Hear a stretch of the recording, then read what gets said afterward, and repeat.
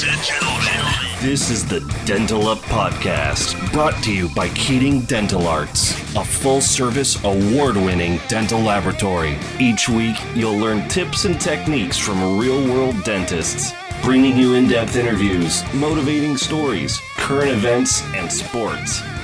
Here's your host, Sean Keating. Hey everybody, Sean here. I'd like to welcome you to this week's episode of the Dental Up Podcast, brought to you by Keating Dental Arts. My guest this week is the owner of Radiate by McQuitty. Practicing from Santa Fe, New Mexico, please welcome Dr. Patrick McQuitty, DDS. How's it going, Dr. McQuitty? That's the biggest welcome I've ever had. I didn't even get that welcome after my 2 divorces. Well, it's from one Irishman to another, dude. Thank you so much, man. Exactly. I know how busy you are, man. You guys are just crushing it out there in New Mexico. But we are crushing it. Yeah, you really are. You guys really just had a huge 2017, and this year it's starting off even better. But I had to get you on this podcast, man, and just ask you some things about your practice. Now, you know, dude, I always start off a little bit about sports, man. I remember the New Mexico, the Aggies there, New Mexico State. They're a pretty big football team. You follow them at all, or? Well, I used to back when they actually did something. Yeah. That's where I went to undergrad, was New Mexico State. Oh, okay. No kidding. Well, I know you bought the practice from Dan Salter, Dr. Salter, I worked with for years. And, you know, it's just so cool. I couldn't believe it after I didn't put it together. I just always knew New Mexico, you were there, but I didn't know you took over Salter's practice. I probably knew it, but I kind of forgot about it. But Dan Salter, how'd you get to meet him? Tell me a little bit of story about that a little bit. Yeah, I was looking to buy a practice about 10, 11 years ago, and there were 6 dentists trying to sell here in Santa Fe. Everybody was retiring at the same time, and so I locked into what I thought was the best practice by far, and that was Dan Salter's. Oh, he's so cool. He's just such a nice, humble man, and he used to always talk about the balloons every year coming out, and just real good guy. But he's a big football dude. He loved the Aggies, and it was something that, you know, it was pretty cool with him, man. We'd always talk football every single time, and it was just like, you know what, the Aggies. And that was back 10, 15 years ago when we talked a lot, and that was when they were probably pretty good. They had some real stud running back and stuff like that. But they used to be decent. Yeah, they used to be. I love that. Hey, well, we used to be decent with the Lakers out here. It's been going on almost freaking forever for there. But yeah, what happened? We lost all the key guys, but man, it's tough nowadays. But what about you watching any of the playoffs in basketball? I mean, it was who was it last night? It was like the 2 nights ago. It was when Cleveland, Indiana. I kind of wanted Indiana, the Pacers, to beat those Cavaliers, but the Cavaliers came back in that last 7th game and won it. But yeah, go figure that one. Yeah, it's kind of crazy. What about football, pro football? Who do you follow there? Who do you like? That's coming up. Man, I followed all sports up till about 5 years ago. Then I dumped it all, if you can believe it. What, just business? You just concentrate dentistry mostly, or what?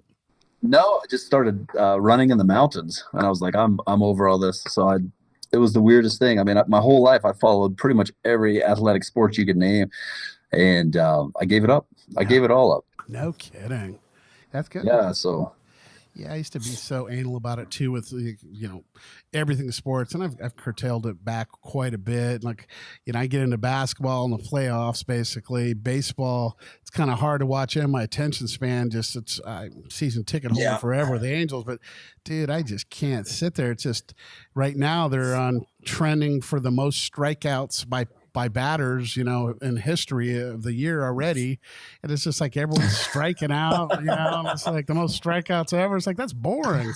We like to see the long ball, but yeah, it's kind of tough. But so what are you doing up in those mountains, man? Are you walking, you jogging, you biking? What are you doing? Just got to bring some steroids back in baseball. That's what make it. Yeah. But, we need to juice the ball or something, man. Just checking on my weed plants up in the mountains. There you go. It's legal, no. man. It's legal. It Is it legal out there in New Mexico or no? It is in the mountains. That's so funny. Oh man, we got places everywhere we go by now. They got these in-grow areas, and it's like we go out by this restaurant. We go, what are all those? And we're talking to some people. Oh, there's a million marijuana plants are going for the collectives, the municipal, and now it's all crazy. Yeah, it's like now that they made it legal, it's like no one wants to do it. I don't want to even do it. It's like I like to get scared like the old days, younger. It's like now it's like everything's legal. It's like there's no fun to it anymore. No, I know what the irony of that, right? So crazy. I just can't believe that it's just that they've legalized it everywhere. And as you get older, it's like, oh God, what's going on? But my kids are in their 30s now, so it's like they went through their teens and all that stuff. But I don't know. I think to each your own, and you're at an age where you are responsible and you got a job and all that.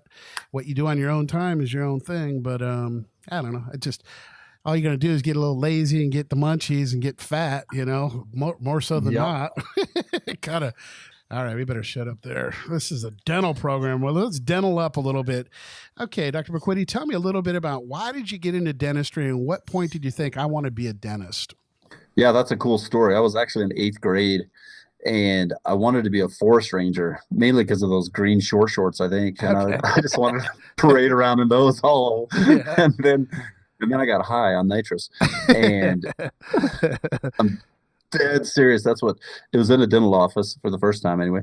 And it changed my life. I looked up at the dentist. His wrist smelled good. He had a phenomenal watch on. The dental assistant was gorgeous. And I thought, yep, this is the job for me. That's a great story. 8th grade. I was like 8th grade. My brother was making me mouth guards and I just knew I wasn't good in school. And he goes, you could be a dental technician. So I said, I always knew that from 8th grade. And I fell on it out of high school after working minimum wage jobs. I went to a little private school and lo and behold, baby, it's been 30 some odd years later. That's amazing. Yeah, it's kind of crazy. So tell me a little bit about, okay, so you wanted to be a dentist and then where'd you go to college at? Tell me a little bit about your college experience. I grew up in New Mexico. And so I went to New Mexico State for undergrad. Then I went to University of Colorado, the dental school in Denver. Oh, okay. Yeah, phenomenal school. I was in the old school. It looked like a 1900s bunker, no light. You didn't know if it was morning or night. Okay. I think but got out of there and moved straight to Santa Fe. So that's where I went. No kidding. Did you associate straight out of college there, or did you go and buy tell me a little bit about your journey there? Yeah. So when I came back to New Mexico, I worked with a gentleman who was running the kids clinic for a while, and he put me in charge of all the staff. So I think we had 20 or 30 staff members, and it was phenomenal. It was a great experience. I don't even work with children now. I mainly just work with adults, but the experience working with staff that's what did it for me. So yeah. I understood how to manage a team even early on in my career. And after about 4 years of that, 4 or 5 years of that, I went and bought this practice here. So I've been out 15 years now. No kidding. That's awesome, dude. And then did Dr. Salter, work with you a little bit in the transition at the beginning? I think was it a year or two or no? Tell me about that. It was about 2 weeks. Oh, you're kidding. Yeah, Dan. I remember Dan was saying, I'm done with this. Tell me what type of practice it is and tell me a little bit about the layout of the practice, if you could. Yeah, it started with 4 operatories, and it's an old building. The building was built in the 1800s. It's right downtown Santa Fe. It's gorgeous. Okay. And it's got thick adobe walls. And over the last couple of years, I built it out. So now we have 8 rooms. Okay. And I'm the practicing doctor. There's 3 hygienists and then a full team. And it's transitioned over the years. When I first started, I did everything. I did a bunch of oral surgery and root canals. And then I began to see what a real root canal should look like, and I quit instantly. That's good. Hey, at least you're honest, man. I got some guys that just try to do them and they're just horrible, but I just know your limits, man. That's what it was. And so I I started eliminating almost all specialties immediately and started focusing in on patient care just in what I felt comfortable with. And what I felt comfortable with was making people beautiful. Yeah. And so that's mainly all I do now is tell people they're pretty and give them bad veneers. But Don't say that. I'm making those veneers. We do beautiful veneers. Who are you kidding? Come on. no, the work is stunning, but it's yeah. And by the way, I'm plugging you guys right now. Your work is phenomenal, and I appreciate the consistency. So thank you. It's I've worked with multiple labs, and I've worked with labs that claim to be the best, and you guys smear them all over the planet. So I greatly appreciate it. Oh, thank you for that, dude. Well, I mean, you've quadrupled that practice, and I've worked with Dr. Salter for years, many years, and you're doing like triple of what he was doing. It's just something, I just think because you're a young gun too, and you got a lot of energy. I always just love your energy, and your staff just is really upbeat. You guys are just, you don't take yourselves too serious, and that's what's great. I mean, I got a lot of offices that are just by the books, boom, boom, boom, and that's good. Everyone's got their own way, but your staff and you guys just rock it, man, and you're always having fun, and it's just, yeah, that's the way it should be. I think, man, you need to, take life by the horns and make the most of it. And you guys, I mean, just even your girls are so excited about this podcast. We had to get them out of that room. It's like, come on. It's true. Well, if you're not having fun, I mean, what's the point, Exactly. That's just, today's a gift, man. You might not be here tomorrow. Might as well enjoy it today and try to touch people's lives every day and, make a difference if you can. And you're in a position that you can. And same with me. I have a bunch of people I intertwine with daily, and as you do, and especially too working with the public, and it's a tough job, this dentist job, and it's not that easy, but people, once they get it down, and it's a pretty neat thing, and it's a very rewarding job, especially like you said, we make people pretty, and we have a lot of people we help with function, but a lot of people we're helping with aesthetics, and just their lives change, and their self-esteem and their confidence, and it's a real big thing, in my life, that I loved what we do. I love making smiles, and it's pretty darn. It's cool. Unbelievable. Yeah. And you guys don't get quite the advantage of seeing them chairside and seeing those emotions, but it's unbelievable what you make and what I put in, and how no one ever told me that when I first started, that really was going to change people's lives. And it's crazy how many people that I get to sit and cry with and enjoy. Yeah. Oh, absolutely, man. Yeah. It makes it all worthwhile for sure. At the end of the day, when you see that, it's just so cool. So what's kind of, what one of your favorite procedures is in dentistry for you? You like just crown preps? You like, tell me what's the favorite procedure part of dentistry for you? Mainly just alginate impressions. That's oh, dude, you got to be a stand-up, McQuitty. It's the love of the Irish. Alginate impressions. Hey, there's some they're very accurate now.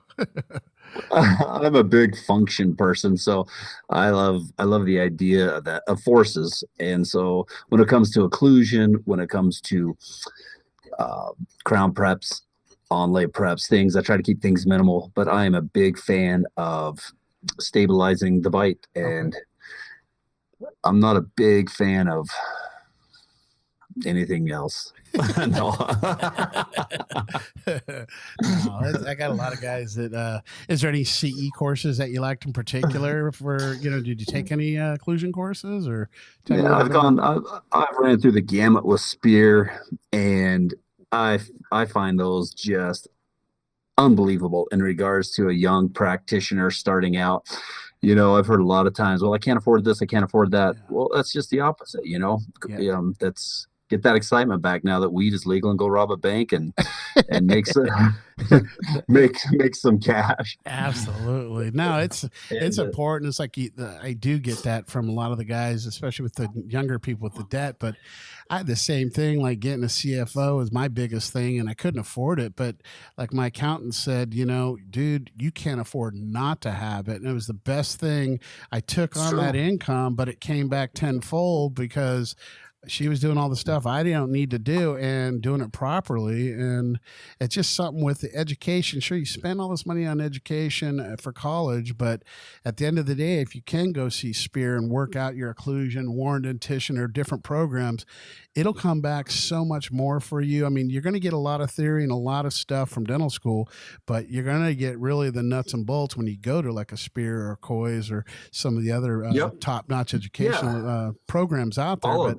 And you need to do that. You need to do that in the middle of your career, the beginning of your career, and the toward, you just got to keep up to date. But how to practice better and smarter, man, it's just so important, dude. And that's awesome. It is important.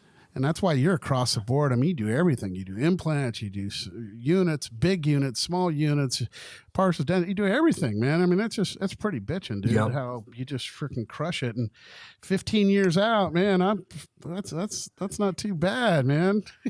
How many years you got to go? You gonna retire like 10, or you got another 15, or what do you think?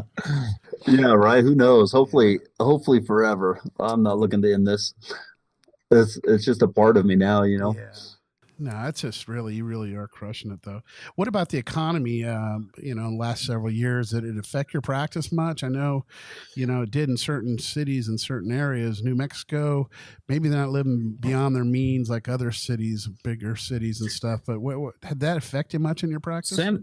Santa Fe is interesting. It's a retirement community as a whole. So most of the patients are older to begin with.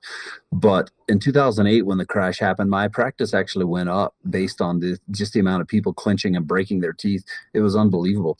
No kidding. But I don't see it. I've never viewed the economy as an issue to my practice. I'm like, you know what? You want to be beautiful? I want to make you beautiful, or you need to be out of pain and I want to make you out of pain. So I've always had the patient base to be able to do that. And there's a significant amount of competition here, but I don't look side to side at other practitioners on what they're doing in regards to competition. Yep. I'm very grateful for their skill set and what they get to do with the community as well. But I'm my own thing and I'm moving in my direction. What about on your marketing strategy, creating lasting impressions in the community? I mean, how do you do much social media? What do you do to drive business to your practice? Is it mostly word of mouth, or tell me a little bit about that? Yeah, for 10 years, it was only word of mouth. I never had a website. I never had anything. And my whole goal was, look, if we can't build this up with word of mouth, then we don't deserve to be here.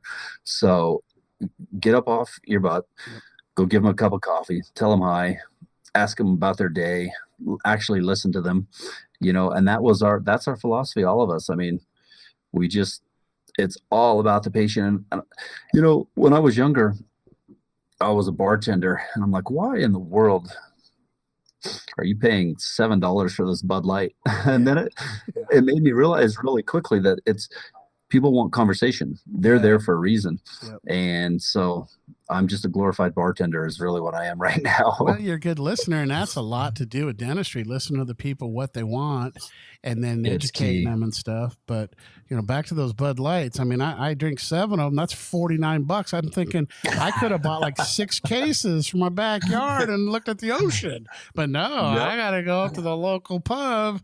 And, that's right. That's funny. Yeah, I go out to dinner and my meal will be like $20 and my bar bill will be like 50. And my wife's like, what? My wife doesn't drink. She goes, Sean, it's like these damn beers all I drink is beer too. And it's like, but once they start going down, they go down pretty easy. And that Bud Light, they go quick. But Bud Light has drinkability. That's why I drink it. Yeah, it does. I can imagine how fat I'd be if I was just drinking regular Bud like the old days. It's like, I don't even think it helps the light. Who knows? I don't know. It's 5,000 calories of beer. That's going to kick your butt is what it is. But I think they're only like 100 calories each, or I don't know. I've never been one to count a calorie, but yeah, me either. I'm gonna start soon. I have to, but so tell me, Dr. McQuitty, what about the technological advancements in the field, digital stuff? What are you thinking about that? Have you ever thought about getting into like a CEREC or maybe even an impression taken? Yeah, I have 2 CERECs and 3 milling chambers, so I think. I mean, this. I I don't take it use those much because I'm telling you, I'm getting a lot of crowns from your impression. What they collecting dust on you or what? What's going on with those Cerex? That's the beauty. I mean, I'm running those things all day long, Seriously? and that's oh yeah, it's unbelievable. Dude, And how that's much would I be having from you if you did all without that I Cerex? know, I know. That's what I was just thinking that. I'm like, my God, Yeah, it would be unbelievable. that's But that's the crazy. beauty of working hand in hand with you guys. I can mill out my stuff, and I know I can get quality from you, and we can Working work hand in hand. complement. But It's awesome. but I love technology. That's why I'm in dentistry more than anything is the technology. No kidding. That's awesome. No, I love it, man. I never knew you were a Ceric guy because that's huge. No wonder why, I was some of my best guys, the best impressions, everything else are those guys that are doing the Cerics and the three shape, the different programs out there. It's just like they just have to see it in a higher magnification. Before you can go to the next step, it has to be here. Where an impression, you just put it in the mouth, pull it, look at it semi, and say, it looks good, from 3 feet away from your eyes, and it looks pretty good. Send it off the lab, let them try to deal with it. But the Sean, you're guys, right. yeah, it's just, I didn't realize how bad of a dentist I was until I got a CEREC. I mean, uh, when you can see a tooth on a screen that's magnified 100 times, I mean, you see everything, every yeah. little tiny, and it's unbelievable how it makes dentists better dentists with digital It really does. And it's scan. just Yeah. it's a little learning curve. It might be a couple months, 3 months. Some guys, it's a couple weeks. Some guys, a couple days. Some guys, it's 6 months, a year. It's kind of, your muscle memory and just really getting it down and getting the techniques down. But it really does make your practice better. And I know the boys over there, Samir and the guys, they're loving hearing this. Probably like, yeah, the guy's crushing on a regular, lab bill, but also doing a hell of a lot of CERC, man. Oh, that's awesome, dude. I mean, it is it's a great service too. Certain people that need to get in and out in a day, and it's a little on late here and there. It's like it kind of saves your chair time too of having someone in that chair 2 weeks later or a week later or whatever. But you're crushing it on both avenues, so that's pretty neat to do that there. Yeah, it's been a lot of fun. It really has. No kidding. So tell me, do you attend any dental conventions or gatherings or dental society meetings? Tell me a little bit about that. Once again, all the spear courses, Dawson, and currently I've got some hygiene thing I'm going to do out in uh, October in DC. Okay. I'm trying to look for some more veneer courses. I'm big into Botox for pain management. That's how I got into Botox. Okay. So yeah, I'm always looking for something new. Always looking for the next best, greatest That's way that I awesome. can drive this thing. That's awesome, baby. Let's get some more practices. Then we got Keating That's Dellar, the some more point. crowns, baby. No. Uh, Yeah, so that's right. what do you think about the future of dentistry? You have any concerns at all, or what do you think about what's going on with it? Any Yeah, what ideas? a good question. I've, you're always going to have though. It was really nice working in an underprivileged children's clinic for a while because you get to see there's a need at every level. There's a need on the Medicaid level. There's a need at the high end aesthetic level. And there's a lot of corporations coming in. You know what? There's a need for that. But there's also a need for specialists. And so I don't really have any concerns because there's room for everyone. Everybody has 32 teeth, hopefully, plus kid teeth, And so there are people that push dentistry only as a business, and there are those that push dentistry only as health. And I think there's room for all of it. Yeah. And so I'm a big fan of it just moving towards the direction of the future with better materials, better technology, and better understanding of the mouth. And that's always going to benefit the patient. Absolutely. I think when we're doing what's needed instead of what's wanted is much better than just some guys do push it, man. It's like, okay, you need this, and this, and I don't know. I just find guys that are doing it, the right way are the ones that last longer and sleep a little bit better. And I just think, It's true. finding exactly what's about the patient's wants and needs, and then you can tell them what's available to them. And it's a neat thing when a doctor does practice that way and the patients see it and they start telling everyone. And I think that's why it is grown so much because your staff and yourself, you guys are doing a real bang up job, and you're doing some really good dentistry with the people out there in Santa Fe, New Mexico. Man, they're lucky to have a young Patrick McQuitty. McQuitty. Sean, thank you, man. now tell me about the Radiate by McQuitty. Tell me the little story behind that name. Why would you guys are radiating? Tell me what that's about. Well, when I was in high school, I thought, okay, if I ever become a dentist, I'm putting candy out there because I mean, what's the chance of that ever happening? You know. And lo and behold, it happened. So I just started throwing a bunch of candy out there, and it's just this idea of, look, man, you invest in someone else more than yourself, and it'll always come back to you. And so as a result, when I'd hear laughter in the front, I would encourage it because that's who I am. It was just all about joy. And I mean, this is a serious business, and I am very serious when I'm in the chair, but I will always put everything else aside and seek joy in the chair with the patient and with my staff. And as a result, Radiate, or kind of the joyfulness of life, came out of that process. And that's how we got Radiate. Oh, that's so cool. No, that's an awesome story, dude. It really is. And your staff, man, they're a fun bunch, man. My guy David here, my producer, is like, man, this staff, they're just a fun staff, and just like trying to get you on the horn, and you're busy. I mean, we have to cut it short. I know you got to get back out there, but it's just that's a great staff to have. I love it when you're full of life and energy and stuff, and it's just kind of it's the Nitrous. It's a Nitrous, yeah. I told a few stories out. My buddy, I go to get cleanings down there, my friend's dental office, and Dr. Stewart, man, hey, how about a little Nitrous? He's like, sure, Sean, here you go. That's terrible, but probably it's pretty amazing. He doesn't practice anymore. He's in North Carolina now, so he probably wouldn't want me to be saying that. He's heard me say it before. He goes, Sean, quit saying that, dude.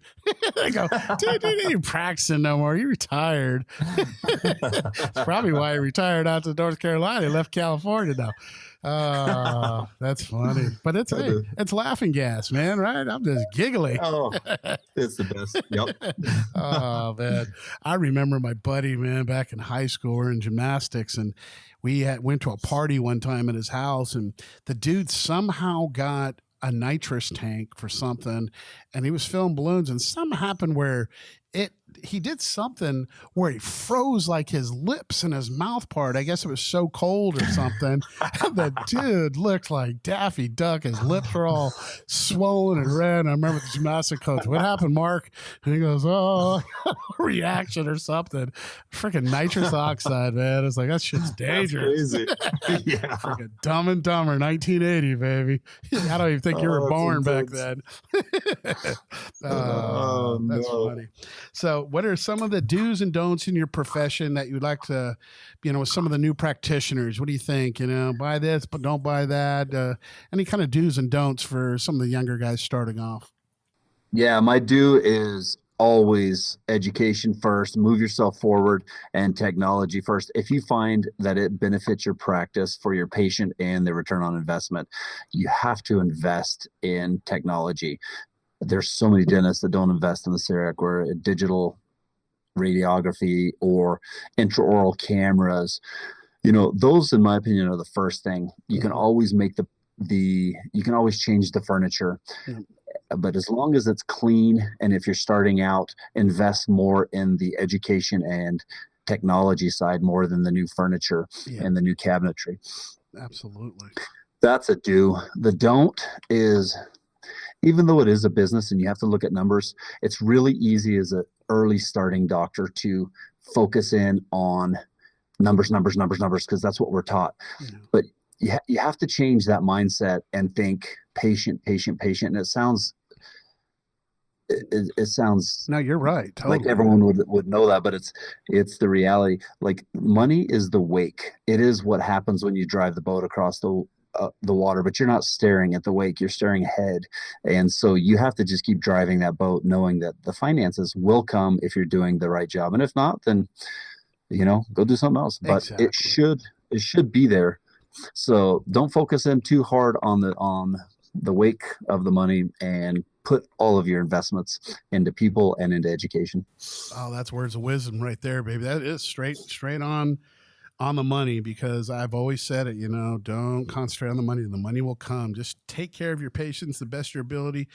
Make your bills, pay your bills, and just, if you make enough just to pay everything, that's a success for me. My first 10 years, just to pay all the bills and everything else, didn't really make a whole lot. That's back when we flat rated everything and didn't really understand that when, sometimes a crown cost me $100 in material and sometimes it was 30, but I charge only, you learn. No, exactly. But, yeah, you do. You just learn from it, but just keep trying to do the good deed, taking care of people, treat them like family, and just take care of your staff, like you said. Your Not staff's so important. Oh, you love your family. Come on now. We'll treat them like your family. Yeah, family only a mother could love. No. So, would you recommend this dental profession to your daughter or your son? Yeah, as a matter of fact, my daughter is going to dental school. She's about to get in. So no kidding. But yeah, it's a phenomenal profession, 3-4 days a week, whatever you want to put into it. You get to choose any specialty you want or general.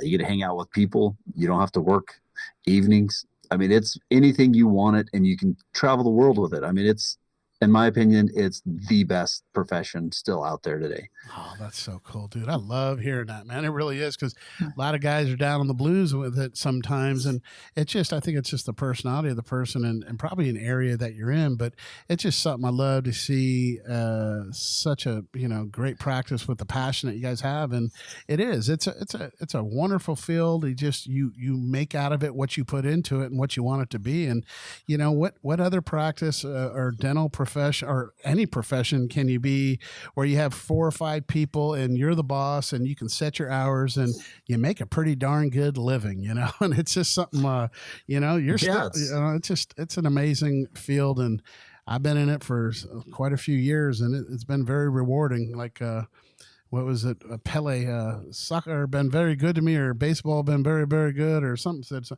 Well, dental's been very, very good to me, and it's just, you just got to love it and just treat people good, practice, the best standards, the highest standards you can. And it's just good things will happen, man. That's true. It's awesome, dude. Well, hey, I know we got to go on this one. It's kind of a shorter podcast, but dude, I can't thank you. I know how busy you were to get on with this, and I know your staff's probably waiting to get back into their office area. So, Dr. McQuitty, man, tied up in the basement. Yeah, they're all quiet. They're like, let us out. We want to be back here. But thank you for taking your time on your lunch, dude, and everything else. Man, if there's anything we could do at all, please let us know, man. And we got to get you out to California sometime.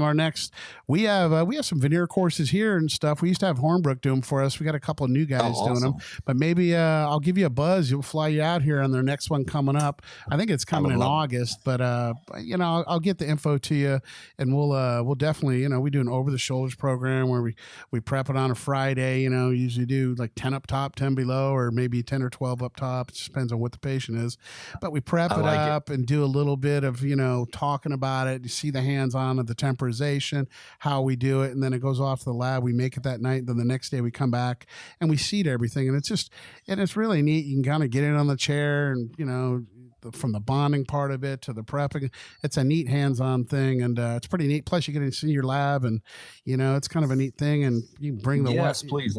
You bring kids, wives, whatever you want. A lot of fun things to do here in Southern Cal, and we'll definitely. All right, yeah. Patrick McQuitty, my man. What a pleasure, Sean. I greatly appreciate this. Thank you so much. If there's anything I could do, let me know. But thanks again, Dr. McQuitty, for taking the time to be on the podcast, and we'll talk to you real soon. Sounds good. Thanks so much. All right, doctor. Bye-bye. Bye-bye. Thanks for joining us on the Dental Up Podcast Show this week. Make sure to follow us on Facebook, Instagram, and Twitter, or search the Dental Up Podcast on iTunes for our weekly feed. Don't forget to visit KeatingDentalArts.com/promo for exclusive offers. Keating Dental Arts is a full-service dental laboratory, and we're nationwide. We'd love for you to send us a case so we can show you the Keating difference. If you dig what you heard, please leave a review on iTunes, and we'll be back next week.